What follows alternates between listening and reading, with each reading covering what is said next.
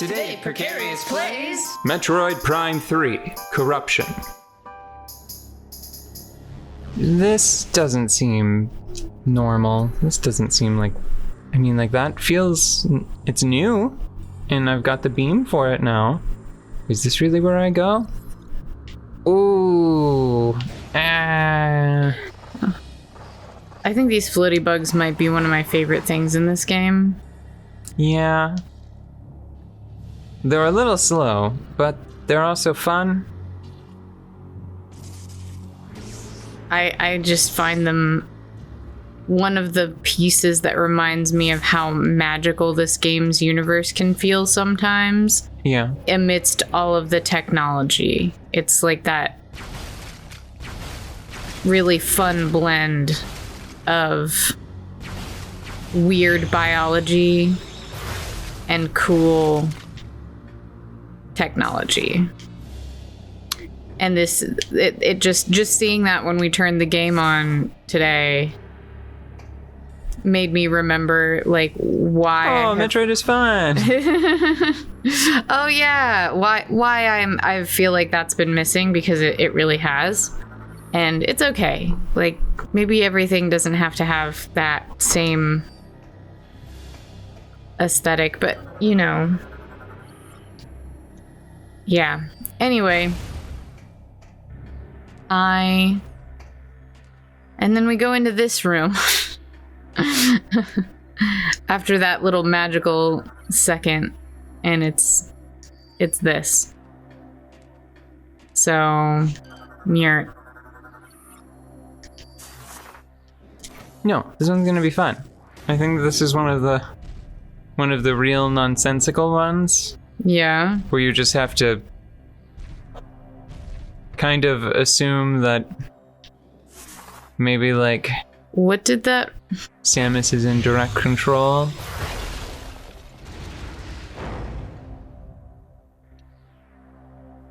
Are you going to grab? Samus has assumed direct control. One assumes. Mm-hmm. And so it just bonked that? And now... You know... It's like... And now we spin it to the crack. A little contrived. You know, this is giving me, like, silly Zelda dungeon vibes. This is giving me, like the ones... 90s, late 80s adventure game logic. Yeah.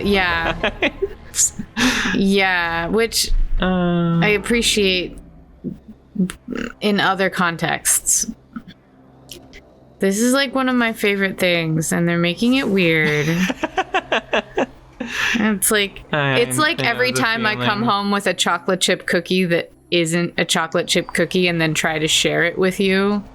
I'm like, look, this has maple pecan crispy jalapeno chocolate chip. And you're like, no. One of those things sounds really good. Yeah. And it's the chocolate chip part exactly. of it. Where I disagree. I get bored and I'm like, yeah, I would love to have some capsaicin in with my sweet cookies. Bring it the hell on. That sounds delightful. I wanted to talk to you about something today. Yeah. We already got way off topic. Yeah. And by off topic, I mean so far off topic. It's like, you didn't know this, but we were going on a journey. Mm-hmm. And you are like, whoa, the biggest basket in the East Coast? Uh-huh. All right. And then we didn't. We just ended up in some crappy little town in Ohio instead of. I thought the biggest basket would be like house size, but it's really just a fairly large basket. It's about the size of, your standard tailgating cooler. And it wasn't just the biggest basket, it was the biggest handmade basket, which is why it's so much smaller. It's just a real letdown, okay? Nope. This is fine. This is what I wanted. Or it's like the largest hand-woven basket on the National Registry of Baskets, which is a very exclusive club, so not a lot of baskets get in. So it was just like an average size basket. This one is a 12 by 14 instead of a 10 by 12. You're doing it for real now. I am playing out this gag, yes, but please introduce your topic because I want to get into it. So the thing that I wanted to talk about, we were having a conversation before we started recording, and it made me think, like, I was imagining how you store data. Like, how does that...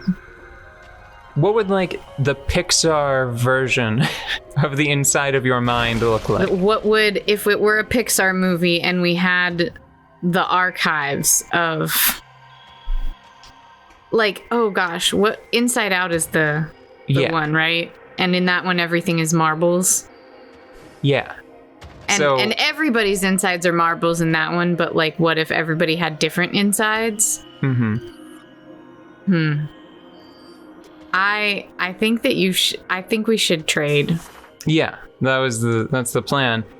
I think you should. I can't decide if I should go first or you should go first, though. That's what's holding me up the most right now.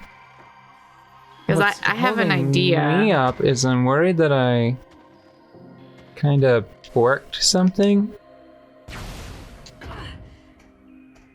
Okay, no, I guess that did not feel fall downable. Oh, now I'm a little sad because I wish I'd come down here. Let's pretend like this is the way it happened. Like I came down here in the morph ball, and then it was like, wee, pew, right? Yeah. That's good. That's fun. That's fun. Ooh, actually. What is it? I wonder, there's a big arrow. Yeah, I think it's gonna launch me up that... Oh, that'll be fun. That ramp. Okay. So, your mind. I have some ideas about both like the individual stated data storage blocks and the full-on hard drive situation. I am disappointed in that. I'm highly disappointed. Now I can still do this. Oh no, but that's fine. That's fine. It's what we wanted. Yeah, so I have some ideas. Yeah. Do you want to go first? I think I do because I have a tendency to be swayed. Yeah. And change my answers when other people... So just for the record, you are telling me what I think my mind palace looks like. Your mind palace is made up of inconstituent parts. Okay, so here's the deal. The mind palace itself, as a whole unit, has very strong ski chalet vibes. Yeah. Okay, it's either snowy or rainy all the time. And I don't mean, like, gross. I mean, it's always, like, the most beautiful warm rain, springtime, or absolutely snowed in wintertime. Okay, so that's the full unit. I would call that the hard drive, right? Yeah. But then when you go inside, it is aesthetically still more or less ski chalet. But then you have a lot of areas within a normalish, well-appointed vacation home that you can, like, gently press and click open a piece of wall. And then the data storage blocks in the kitchen, in the bookshelves, in the study, in the mudroom or whatever, in the different rooms, like you kind of click a panel open and then it becomes Deus Ex themed and everything is stored in perfectly well fit hexagonal matte black boxes. Like you just like, instead of like having to look through books in the bookshelf, you like press the bookshelf, it makes a little click and it swings open and there's just like a full wall of like very it's a hexagon grid. The hexagons are individual boxes that store pieces of information, and those boxes are matte, and then the labels are gloss black. So, like, the text identifying each piece of information so that you can distinguish one from another is just slightly raised gloss black text on matte black hexagonal box. So that's what I'm feeling. that's what I picture the inside of your mind to be like. Highly aesthetic and then super orderly behind the aesthetics. Like just incredibly orderly, depressingly orderly. Okay. Stylish though. Strong blast could probably activate it. Oh, that's so cute. Come. Did I overdo it? Okay. Come stand in my palm. All right. So you have to go next. Stop. Oh, I gotta get a thing. Okay. Got a thing. So that's my unpolluted answer. How I imagine your mind, because this is immediately what sprung to mind whenever you were like, I was thinking about something and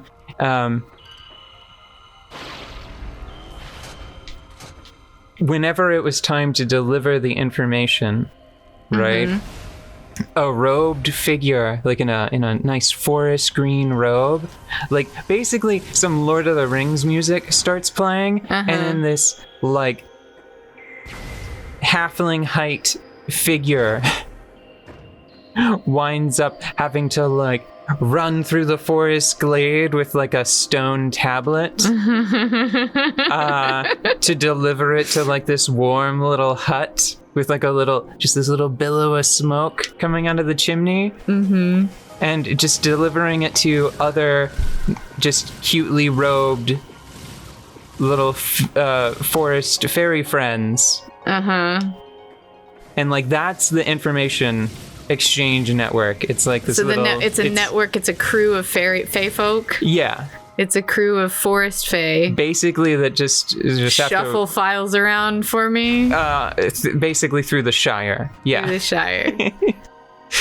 Yeah, through a more densely forested Shire. So this place is just like its own little isolated arena just to get the screw attack then. Mm-hmm. I guess I can respect that because those statues were pretty big and it would have been a pain to incorporate them in the environment. I don't know. It feels a bit like a cheat. I don't like it whenever they have teleporters in Metroid.